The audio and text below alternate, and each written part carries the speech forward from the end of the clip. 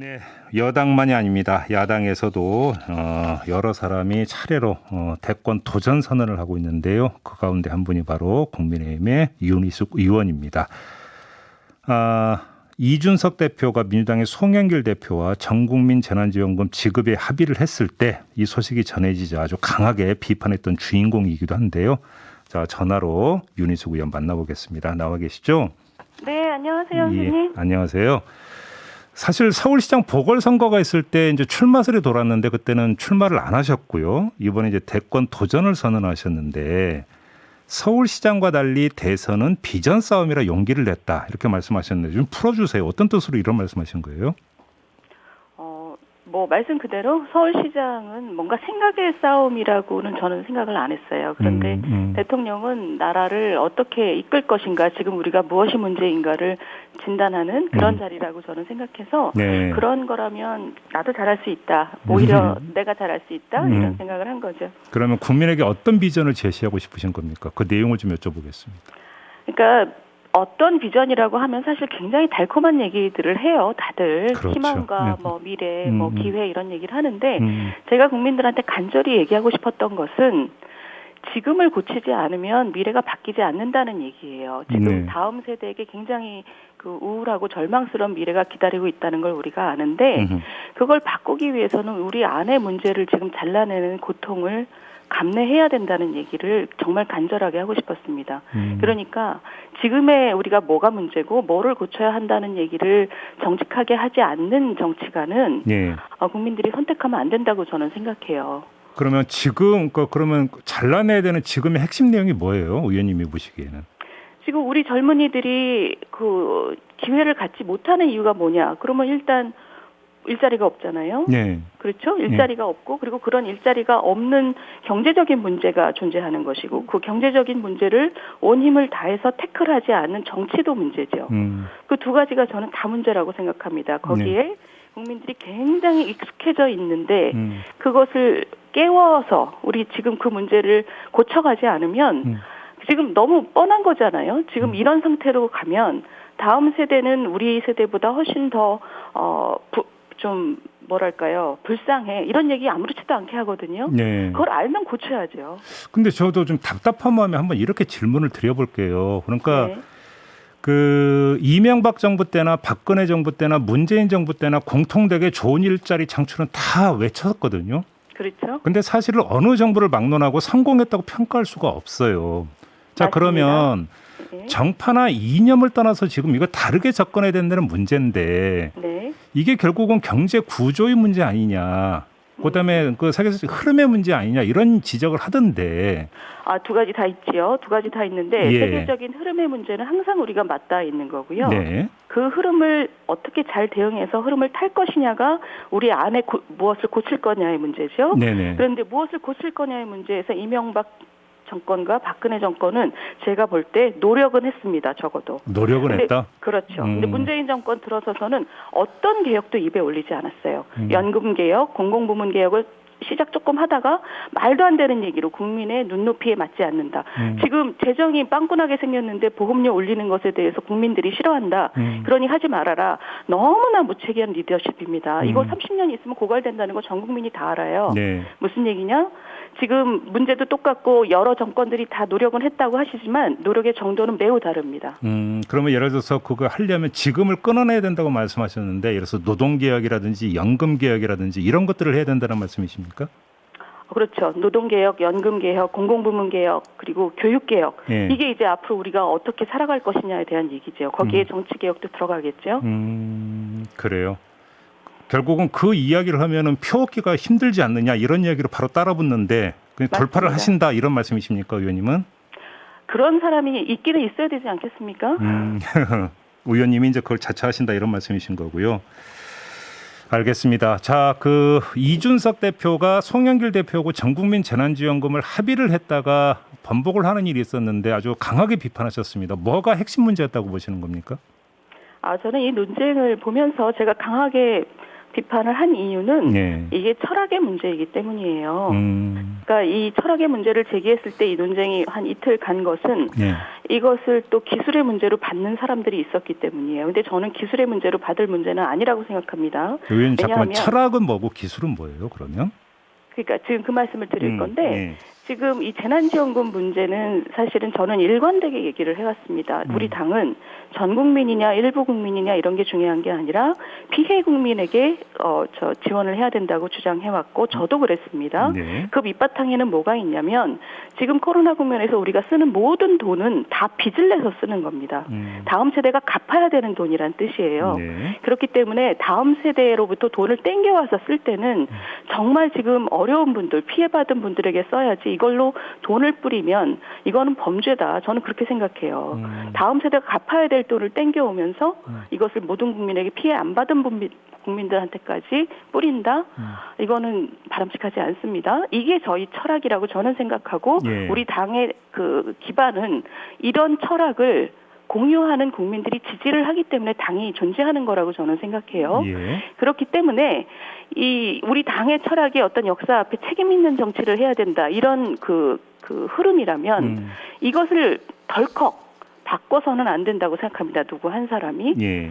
그러니까 이게 제가 제기하는 철학의 문제고 당대표가 무엇을 하면 안 되는지를 제가 지금 말씀드린 거예요. 네. 이런 걸 바꿀 때는 정말 당원과 지지자와 의원 전부가 앉아서 정말 그 머리 터지는 토론을 통해서 바꿔야 되는 거지 이것은 덜컥 바꿀 문제가 아니라는 뜻이죠. 그러니까 지금 이런 문제를 제가 제기를 한 거예요. 근데 이게 그렇기 때문에 제가 철학의 문제라고 말씀드린 겁니다. 예. 근데 그럼 기술은 어떤 뜻으로 하신 말씀이세요? 지금 뭐 대변인이 잘못 옮겼다, 뭐 저 조건부였다, 뭐 이런 얘기하고 네.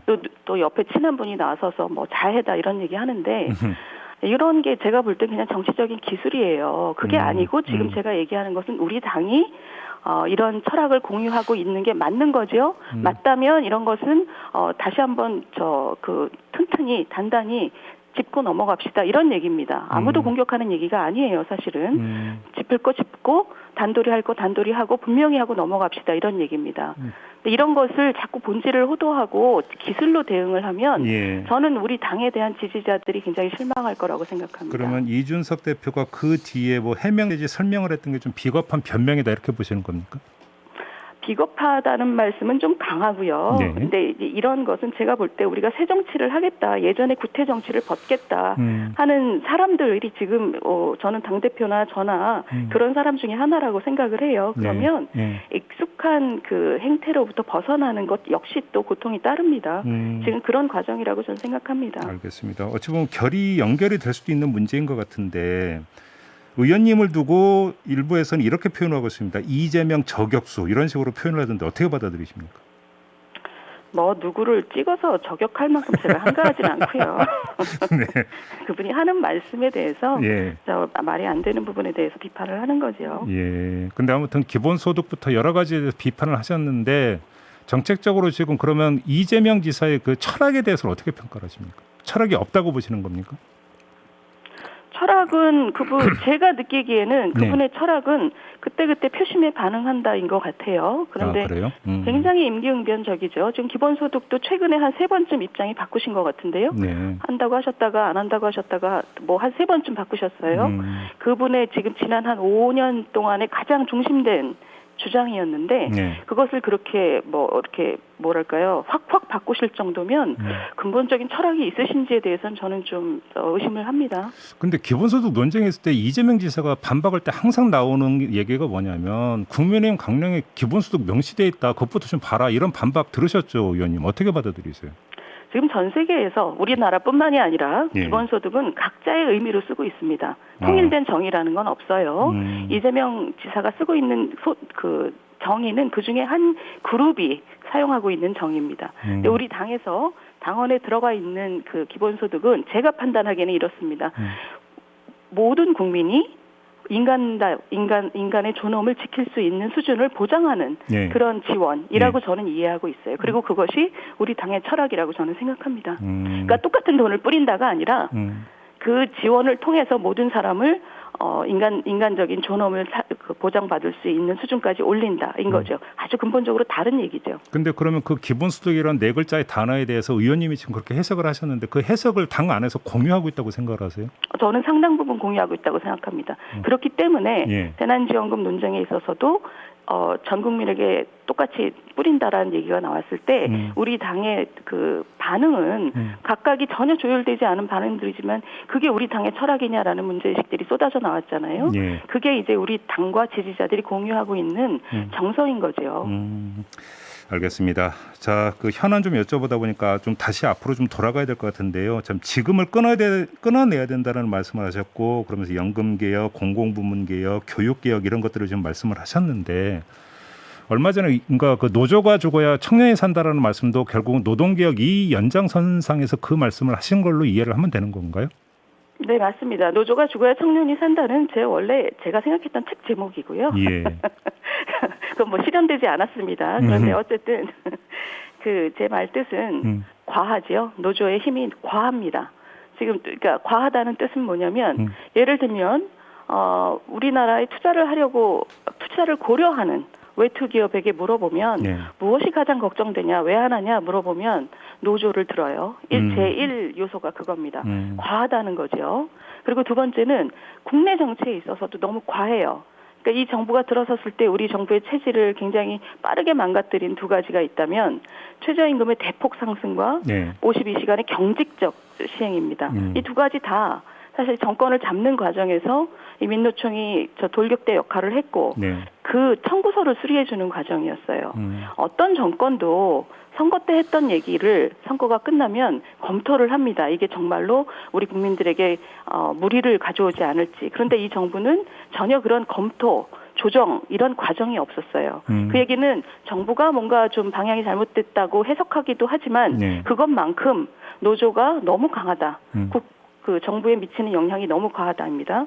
그렇다면 제가 아까 말씀드린 젊은이들한테 희망을 주고 기회를 만들어주기 위해서는 지금 이 과한 관계가 좀 수정돼야 된다고 저는 생각합니다. 근데 결과적인 이야기지만 그 집권 기간 동안의 최저임금 그 인상률 평균을 놓고 보면 문재인 정부의 평균 인상률이 박근혜 정부보다 못하던데 0.1% 포인트 못하던데 이게 지금 노조의 입김이 반영된 결과라고 평가할 수 있는 겁니까? 첫 2년은 그렇죠. 첫 2년에 2년 동안 30%가 올랐죠. 예. 이것은 어떤 선진국도 감내할 수 있는 수준이 아닙니다. 그래서 지금 뭐 골목마다 다 자동 주문 기계 들어왔잖아요.